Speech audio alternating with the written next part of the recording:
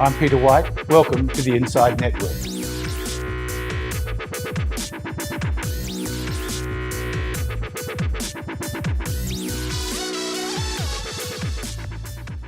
Welcome to INDepth. I'm Peter White, and my guests today are co-portfolio managers with Schroders Australia Long Short Aussie Equity Fund. Ray, Joe, welcome. Let's start the conversation. With so many funds to choose from in Australia, what makes your fund, the Schroders Long Short Aussie Equities, different from the pack? The Schroders Australian equity team is really well resourced. We have a team of over 12 sector specialists with between 10 and 15 years experience each. And also we have a data scientist and also including a doctor of medical science. We've got proprietary systems and tools we've developed, including our red flags tool, which really helps us hone in on the short stocks where we can pick up accounting anomalies. And also we use third-party consultants where we can get access to quite quickly so we can get our head around industry developments ahead of the market. I myself was a #1 rated analyst in a previous career, and Joe brings with him 8 years of short selling experience, having worked at a leading Australian hedge fund. Together we make a really strong team, and it's actually culminated into strong outperformance of the benchmark, with the fund outperforming the benchmark by about 11%. I'm interested in the red flag tool. Can you give me the Twitter version of that? Sure. The red flags tool effectively quickly dissects company accounts and basically throws up any sort of anomalies that you may see. And that would include things such as manipulative accounting, which is often a precursor to a profit warning. I should also add that in our team, we've always been focused on ESG considerations, but we've recently added a new member to our team, and he's just won an ESG award for his educational efforts with the University of New South Wales. So we've again stepped up our capability in investments in that area. And you say you have a medical doctor on the team. Does that show a bias or an interest, a particular interest in the medical sector? The medical doctorate in science effectively does give us a bit of a capability or edge on the healthcare sector, particularly biotechs. Although we don't have a huge investment in some of the biotechs, it does allow us to quickly work out which companies can have successful prospects over the ones which are unlikely to have any positive trial results. Joe, stock markets go up generally, regardless, over the long term. Why would you have shorting as part of your arsenal? Yeah, I think that's a good observation and a reasonable objection to short selling. But when Ray and I looked at the data, on any given year, about 60% of stocks go up and about 40% of stocks go down. So on average, you're right, in an average year, the stock market will tend to go up.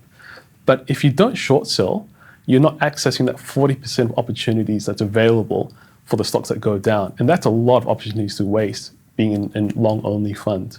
So that's the first thing. There are better returns that can be had if you do actually access a large part of that market. Secondly, there is the issue of risk management. So short selling can be risky, but it can also help in risk management. When you have a long position in a stock, you can hedge out some of the risks with a short position on the other side. So for example, if we're long an iron ore company, we might be short a higher cost iron ore producer that might have operational issues. By hedging and having that short position, we reduce our exposure to the iron ore prices, which can be quite volatile, and that reduces our risk in the portfolio. Peter, I'd also like to add is that the market is at record valuations. We are seeing clear signs of froth and bubbles. And so some companies we look at, in our view, are up to 50 to 70% materially overvalued. Now, that's a lot to say, but I'll just take you back to the TMT crisis in 2000, where the market fell about 80%, particularly the NASDAQ. The GFC, stocks fell by about 40%. And so if you are worried about market valuations, those particular stocks which I talked about earlier where are quite overvalued, we think they'll get absolutely slaughtered in a sell-off. In fact, if you look at the ASX 300, there's about 15 companies which are effectively startups, have a combined market valuation of 20 billion and next to no revenue. They've just presented themselves to investors with a concept and a cast of dreams. And when markets tend to sort of fall, those are the sort of stocks which will decline significantly in value, and they are great opportunities for a short seller. Well, in choosing your short candidates, what themes or characteristics are you looking for, either generally or now particularly? The team goes through a lot of stocks every week, so we will discuss 5 to 6 stocks quite in depth, and we'll look at earnings forecasts, we'll look at what's happening in industry developments, and then we'll discuss what we think is the right valuation for such a company. So those discussions throw up a lot of ideas, and then Joe and I will bucket the stocks in a number of categories. So some of the thematics we might bucket them in is the business going through an industry or business change? Is it a roll-up or a challenged business model? Could it be a sector hedge, or could this company get into financial distress? Because those thematics and buckets have tended to give the short seller best performance in the past. Once a company's been classified, we'll then look at our red flags tool to assess what's happening with the earnings. Is it getting better or worse than expectations? What are the long-term trends? And then once it's past that hoop, Joe and I will discuss the risks. Where can we be wrong? And so a lot of work goes into selecting those shorts. And once it's made through all those hoops, we'll then construct the portfolio around that process. Do you get it wrong very often on the shorts? We get some things wrong. We're never 100% correct on our investments, but that's the advantage of having a diversified portfolio, that when you get a few things wrong, but you get most things right, you're still getting good returns for your clients. What is your pitch to investors in saying, look, you need to have a long-short fund exposure, not just a vanilla long fund? What is that pitch, and how difficult is it to advisors and to direct investors? Well, I think there's a couple of things I would observe. Firstly, a long-short fund does improve the universe of potential opportunities for an investor. And in this environment where there are low rates, it's actually hard to get good returns for an investor. And so you can't handicap yourself by not potentially accessing something like 40% of the market, which falls in any given year. And so that is actually a really important aspect for a long-short fund to actually contribute to investor returns. And I think within a portfolio where you've got perhaps some passive investments or core equity holdings, you can pair it up with a long-short fund that actually improves your returns in this environment. I'd also like to add, Peter, is the fund has performed quite well in both rising and falling markets. So we have demonstrated quite a robust process around short selection and the longs. But we would actually expect the shorts to really contribute well to the portfolio returns in falling markets. So if an investor is worried about market valuations, it is sensible to have a long-short portfolio in their equity allocation. Have you got any idea or estimation of the percentage of alpha that you've so far gained from just a short exposure? Does it turbocharge? I'm assuming it improves the performance, otherwise you wouldn't do it. Yeah, something like 20% of our performance so far has come from our short positions. And that's 20% of alpha. 20% of our total outperformance. So we've outperformed by about 10% since inception, about 11% in the last year. And of that 10, 11%, about 2.5% has come from our short positions. Is that what you were banking on when you started the fund? Is it to expectations? Is it better or not as good or you didn't have a number in mind? So in a 130-30 fund, our gross exposure is 160% on average. And of that 30%, of that 160% is our short position. So we would expect about a quarter or a fifth of our alpha to come from our short positions. And actually, we've been quite pleased with the performance to date because, as you know, it's been a tricky environment for shorts. There's been a lot of takeover activity in the market, and that comes with just a lot of cheap money that's been pumped out by the central banks around the world.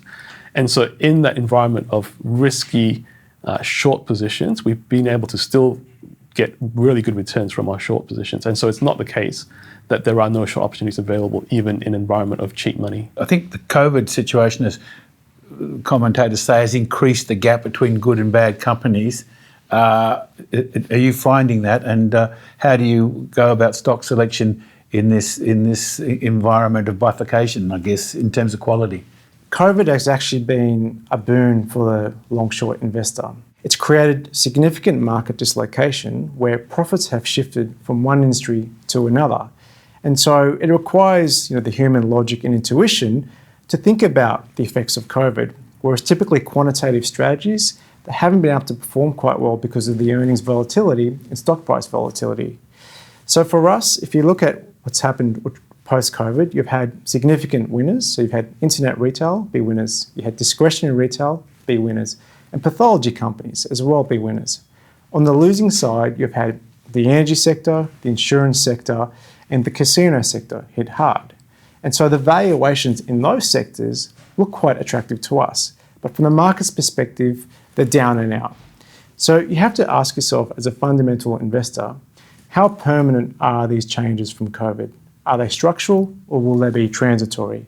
And our view is that once conditions do return to normal, there's some really good opportunities in some of those beaten up sectors. And as Joe sort of talked about earlier, some of the other sectors I think are overinflated, and you'll see a collapse in profits when things get back to normal. So for the long-short investor, this dislocation is throwing up a lot of opportunities. Kind of strange to hear that in one way, because the market's meant to be a forward-looking beast and always talking about valuations in the future. But you're saying, in fact, it's not doing its job almost at the moment, and there's many opportunities there. Correct. Look, the market is far from inefficient. I would say that firsthand. And so share prices tend to follow earnings. And so when the winners have been upgrading the earnings, the money's been chasing those share prices. But the brokers are always optimist and pessimistic at the bottom. And so we think there's inflection points that are coming, which the market really hasn't factored into some of those winners and are overly harsh on some of those losers. You'd agree with that, Joe? Yeah, I think the market tends to have a predisposition to extrapolate changes. And so the opportunity comes when there is an inflection point, when things actually do have a change because of regulatory changes or because of changes in technology. And so oftentimes we find that the opportunity comes when the market assumes that what has happened in the last few years continues for the next few years. And actually that doesn't tend to be the case all the time. So it's not that good at looking around the corner sometimes. Yes, that's right. I think the idea of momentum is very much alive in the markets, and people just jump on the bandwagon, unfortunately, or fortunately for us. Can I ask you guys a very personal question? What do you admire in your complementary skills as co-portfolio managers? What's the relationship like, and what's it like to work together? Well, and will you be working together for a long time? We will indeed, I think. I think Ray stuck with me for a while. I do admire Ray's enthusiasm and passion for finding new investment ideas. He seems to consume an enormous amount of information every day from all sorts of different sources, and he's always presenting interesting snippets or investment perspectives on different stocks, and I find that really refreshing, and it helps us with generating new ideas and looking at potentially new investments and alpha opportunities for the fund. Care to comment, Ray? Sure. Look, Joe brings with him 8 years of short selling experience, having worked at a leading Australian hedge fund. Now, he's developed an unbelievable knack for market timing, and timing in short selling is very crucial because the market can stay irrational for longer than you can stay solvent. So getting the timing right on the shorts is quite imperative. Now, the other thing that Joe brings with him that he hasn't talked about is he's got the best BS detector in the market. Have a meeting with him and a management team, and he's not afraid to call out management on their fluff.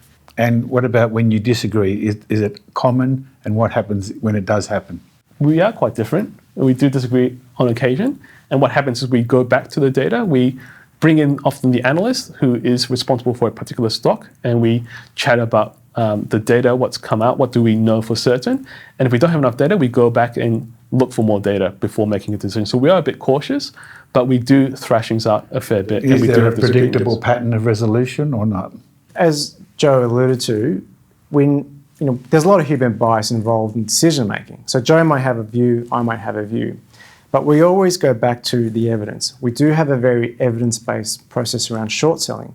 So a bit like a criminal court trial, we want to see a strong evidence to why the short thesis will unravel effectively. And so that's why we always go back to the analyst and we look at the facts first. And if the facts support the stronger investment case, then we'll make that decision. I would imagine, maybe not correctly, that Joe is the pessimist and you're the optimist. Is that correct, or is that too banal an assumption? No, you have picked it correctly. People do call me the optimist, and perhaps it's because of my generalist analyst background, where I'm covering a lot of smaller cap companies, and generally the smaller cap management teams tend to be the optimist. But you've also got to look at things like Fortescue. A company came out of nothing, and so you needed an optimist to drive that result effectively. It's helpful to have a skeptical approach, but there's a saying in the market that optimists get to make money while pessimists get to look smart. And we're in the business of making money. So Ray is very important in that respect. Gentlemen, thanks for talking to me today. Thanks, Peter. Thanks, Peter.